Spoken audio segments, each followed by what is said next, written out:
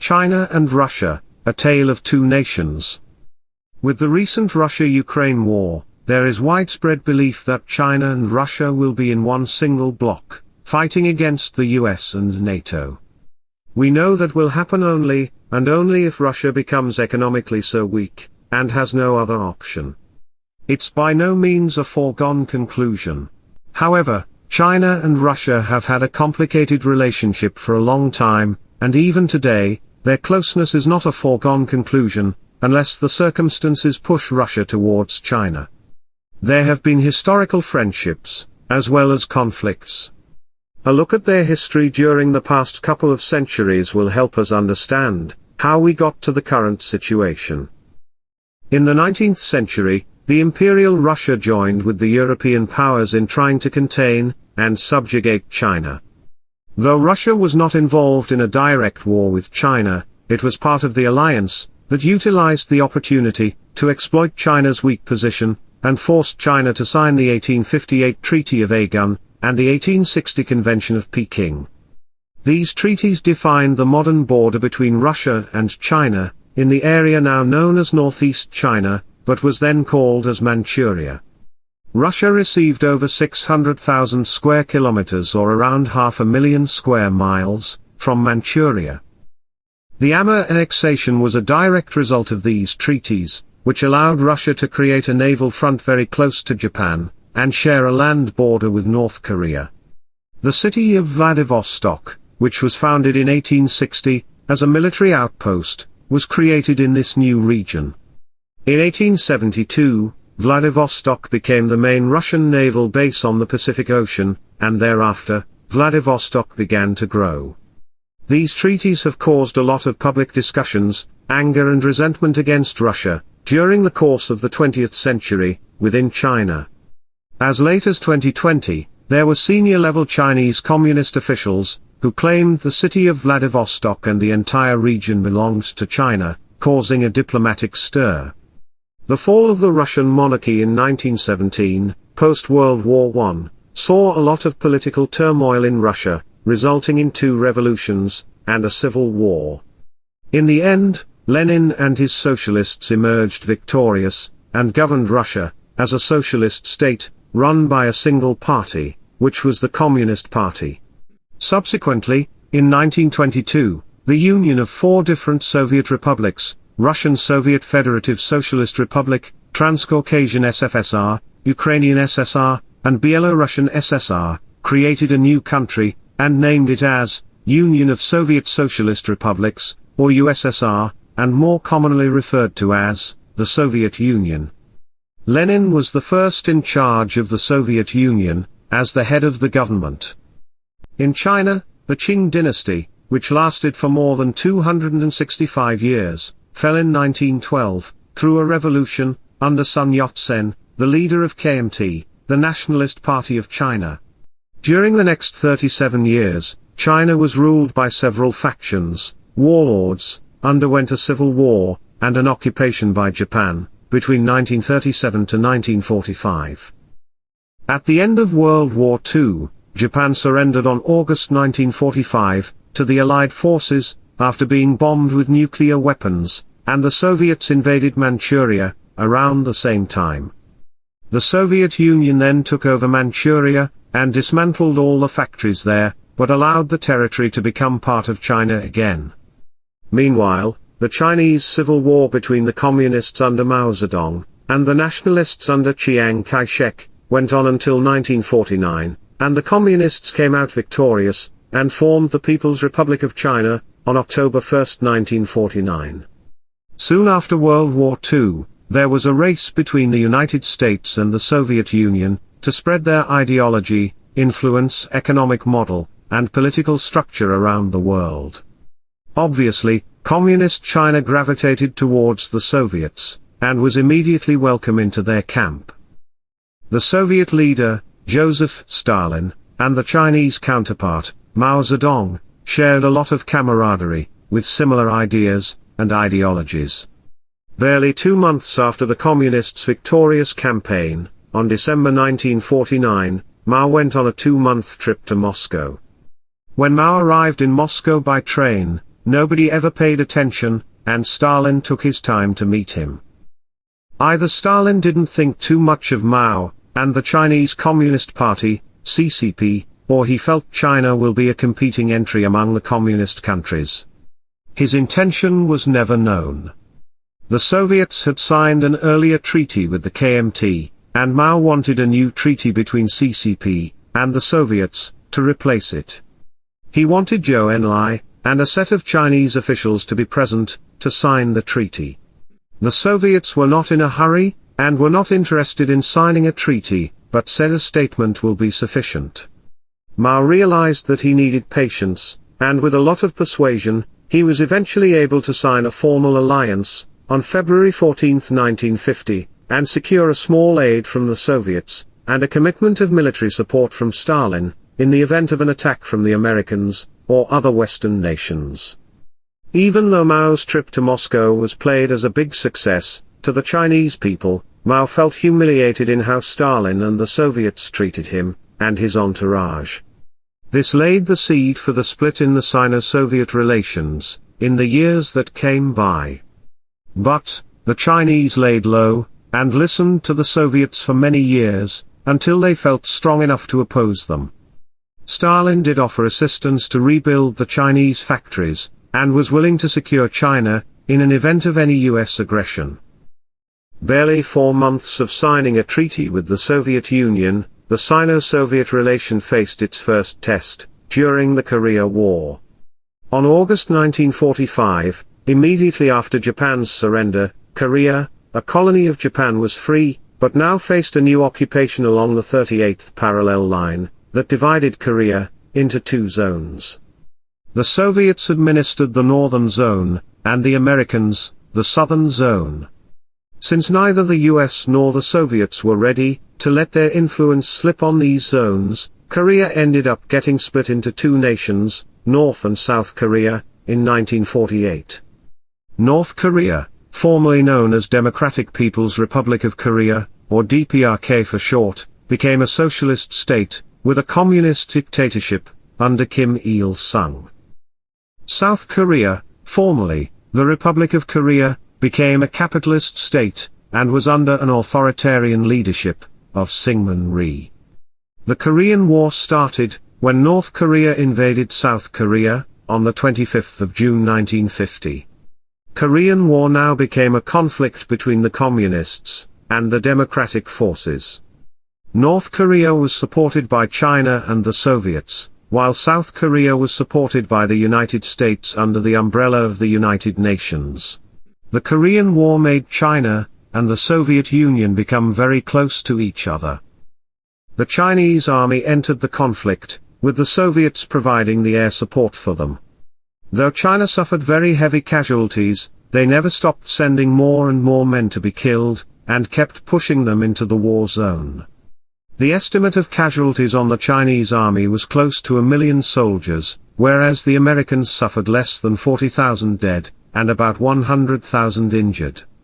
It appeared the Chinese didn't care about their own casualty numbers, as long as they can inflict some level of loss to their enemy. After a year or so, the conflict became a slow war of attrition. About 3 years from the time the war started, neither side could declare victory, and stopped the fighting, through the Korean Armistice Agreement, on the 27th of July 1953. The agreement was similar to a ceasefire, to provide a path for a permanent solution, which hasn't happened yet. The Korean War provided enormous boost for the Chinese army's morale, and greater respect for Mao's military power. Though the Chinese army suffered very heavy losses, it had withstood the onslaught of the mighty Americans, with the Soviet support. It appeared the Sino-Soviet relationship is unbreakable, but nobody had an idea what was about to come.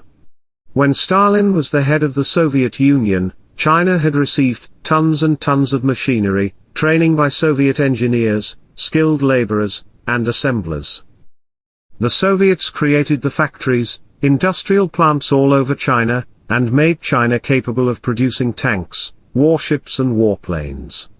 It was later learnt that the Soviets had started to help China with the transfer of nuclear technology, for building atomic bombs. However, the Sino-Soviet relations gradually went south, after Stalin's death, when Nikita Khrushchev took over as the head of the Soviet Union. Though Khrushchev had been a close associate of Stalin, he brought in a policy, known as de-Stalinization, and international peaceful coexistence, with the Western nations. Khrushchev was against cult following, that Stalin had installed in the Soviet Union. Mao Zedong himself loved the cult following of himself, by the Chinese population. He also interpreted the process of de-Stalinization as a way of wavering from orthodox Marxism, and decried it as Marxist revisionism. Mao believed communism is a process of constant struggle and war, and there was no place for cooperation with those who opposed Marxism. Hence, the idea of peaceful coexistence with the Western Bloc appeared as appeasement, and a deviation from communism, according to Mao Zedong. Consequently, the trust level between Mao and Khrushchev took a nosedive, and it marked the beginning of the split between the Soviet Union and China. Mao believed by standing up, and attacking the Soviet revisionism, he'll be able to consolidate his stranglehold of his own political powers, within China. Khrushchev and the Soviet establishment weren't happy by China's reaction, and had reasons to be upset, in light of the massive aid that the Soviets provided to rebuild China. Mao didn't seem to care about the Soviet reaction, and the split started widening, gradually. Khrushchev tried his best to keep Mao happy, by helping China industrialize rapidly, help with nuclear technology for the atomic bomb project, as well as protect China from external aggression. But, Mao was erratic, and pursued unrealistic policies, which made Khrushchev wonder if Mao was mentally stable. Khrushchev criticized China for Mao's Great Leap Forward, and other socialist policies. Things got worse in the late 1950s into the early 1960s, between Mao and Khrushchev, and they were indulged in sparring personal insults, which spilled into military conflicts on the border. When Mao Zedong annexed Tibet in 1959, he ignored the legitimate border between Tibet and India, as the new border between China and India. A war broke out between China and India, in 1962. China viewed the Soviet Union being on the side of India, and was angry with Soviet's supply of the modern fighter aircrafts to India.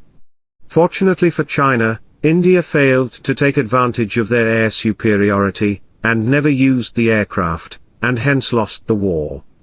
However, China and Mao have been extremely sensitive, and the damage in relations between the Soviet and China had already been done. In 1964, Khrushchev was removed by his successor, Leonid Brezhnev. However, the fight between the Soviets and the Chinese continued. This eventually reached a boiling point, leading to a 7-month fight, known as the Sino-Soviet border conflict in 1969. Brezhnev was not as kind as Khrushchev with China. He considered a preemptive nuclear strike, though his advisors persuaded him not to proceed with it. Mao started his Cultural Revolution campaign, came up with his own book, a composition of his speeches, known as Mao's Little Red Book, and became more and more erratic. His second-in-command, Zhou Enlai, realized that China cannot be fighting both the Soviets and the Americans simultaneously, and struck a deal on the Sino-Soviet border. Shortly, Mao came to the same realization, and sent emissaries to establish diplomatic relations with the US, and the Nixon administration, spearheaded by Henry Kissinger, was more than eager to embrace China. The Western nations and Japan soon recognized the People's Republic of China, run by the Communists, as the real China, in 1972. Between 1949 to 1972, Republic of China, under KMT, with their government operating from Taiwan, was the officially recognized China, by most nations. However, Henry Kissinger's policy of reconciliation towards China, was firmly rooted on the idea that China can be used as a tool to oppose and keep a check on the Soviets. Many critics point out that Kissinger, who has been hailed as a master statesman, due to his China policy, had indeed proceeded with no caution, rushed into trusting another totalitarian communist country, under Mao, who had been responsible of mass killings of millions. This move made America's claims of moral superiority extremely hollow, and exposed America as an opportunist and nothing more. When Mao Zedong died in 1976, his successor Deng Xiaoping decided to dismantle the socialist economic model, starting 1978, and this allowed the market-oriented, Western democracies come even closer to China. Mao's death also helped China normalize its relations with the Soviet Union, but it didn't last long. In 1978, the pro-Soviet Afghan communists were in power in Afghanistan. The Afghan communists have maintained a hostile policy towards China, and in turn, China supported the Islamic militants against them.